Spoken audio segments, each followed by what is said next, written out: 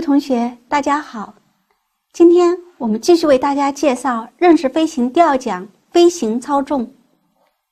前面我们已经为大家介绍了飞机的纵向操纵原理，那今天我们接下来为大家介绍飞机的侧向操纵。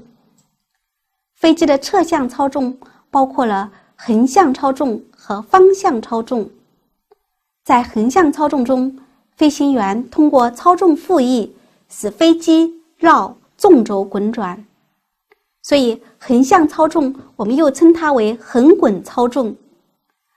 而在方向操纵当中，飞行员操纵的是方向舵，通过方向舵的偏转使飞机的机头向左或者向右偏转，因此方向操纵我们又称它为是偏转操纵。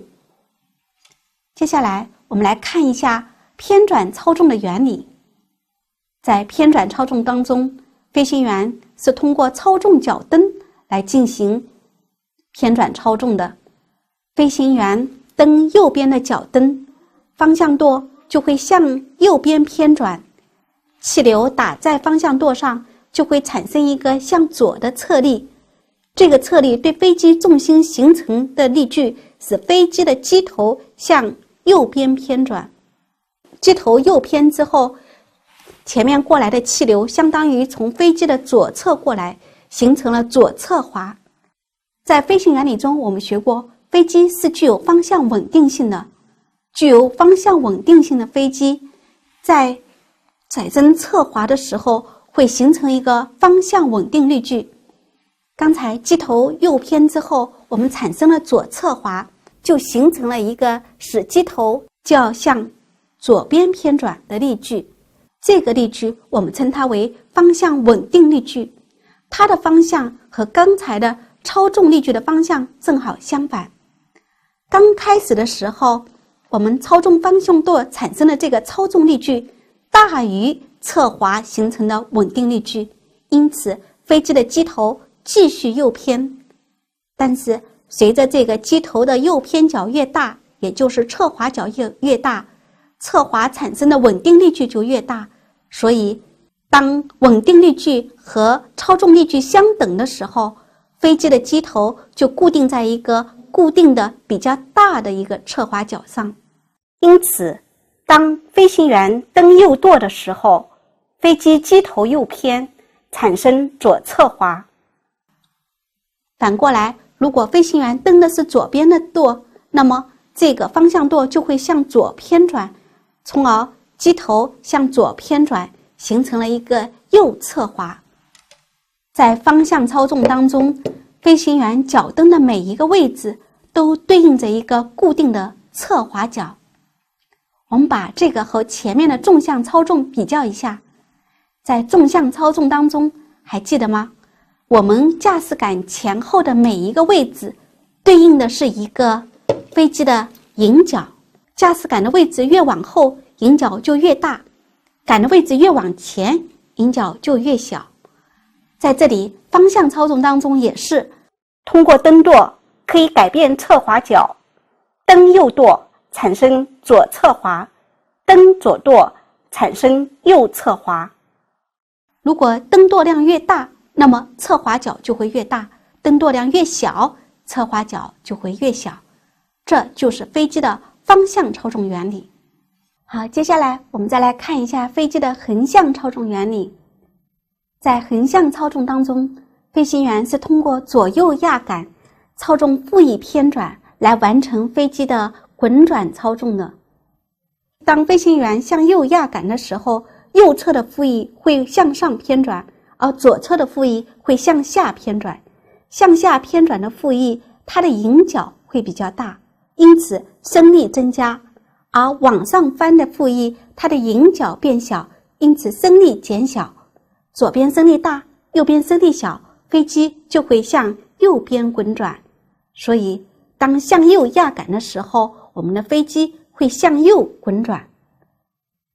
在没有侧滑的横向操纵当中，飞机向右滚转的时候会产生一个横向阻尼力矩。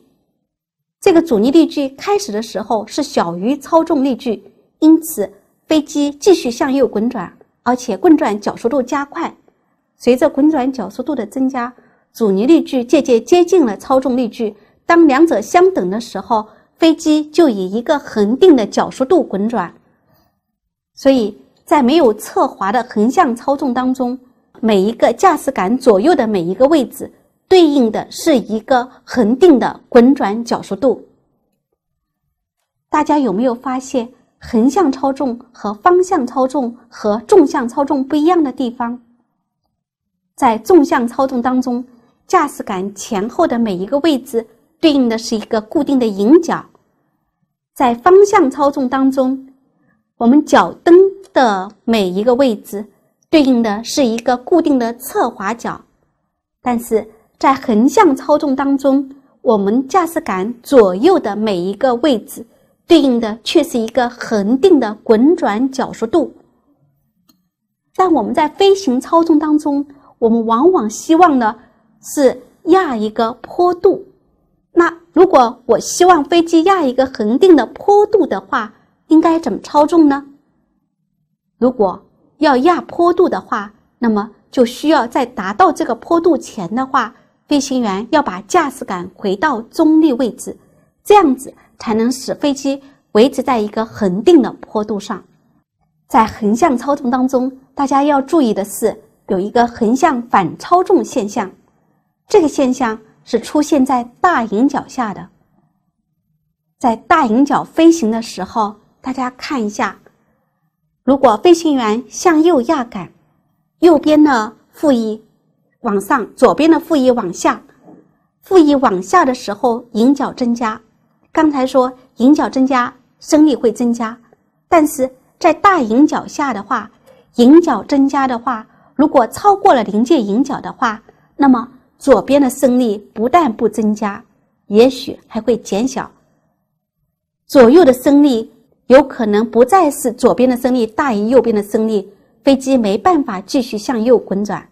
这个时候，而且还出了一个问题，什么问题呢？如果你左边的副翼往下，这边的阻力会增加，往上翻的一侧，这一侧的阻力减小。大家看，两边阻力不等的话，飞机的机头就会偏转。由于左边的阻力大，飞机机头就左偏。左偏之后，大家看气流从前面过来，就产生了右侧滑。有稳定性的飞机的话，在右侧滑的情况下，右边的升力要大于左边的升力。这时候就出现了一个飞行员向右压杆，但是飞机却向左滚转的现象。这种现象我们就称它为横向反操纵，它是在大迎角的条件下产生的。最后我们来看一个横向反操纵的例子。2004年11月21日有一起包头空难，这起空难造成了55人遇难。那这起空难的原因的话，其中一个就是横向反操纵。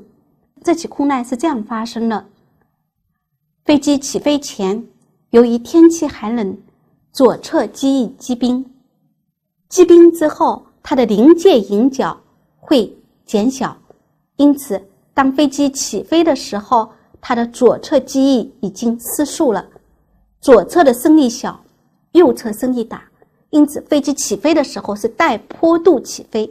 飞行员看到飞机带坡度，本能地进行了压杆操作，向右压杆。但是由于这个时候飞机的左边的机翼已经是失速了，那么在向右压杆的时候的话，左边的副翼下翻，下翻侧的迎角增加，继续失速，因此左边的升力不可能大于右边的升力，飞机没有办法向右倾斜，反而由于这个操纵的话产生了横向反操纵，所以飞行员向右压杆，飞机继续向左倾斜。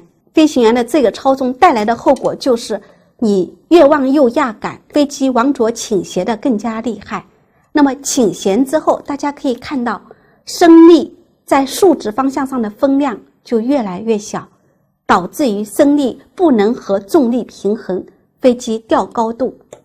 在这个过程当中，飞行员继续操纵失误，他采取了拉杆，拉杆之后迎角增加，超过了临界迎角，最后飞机失速坠毁。所以在横向操纵当中，大家一定要注意这个大迎角下的横向反操纵现象。好，我们最后把我们的侧向操纵再给大家回顾一下。方向操纵是飞行员通过蹬右舵，方向舵右偏，机头向右偏转。横向操纵呢是压杆，飞行员向右压杆，飞机会向右滚转。今天的介绍到这儿结束。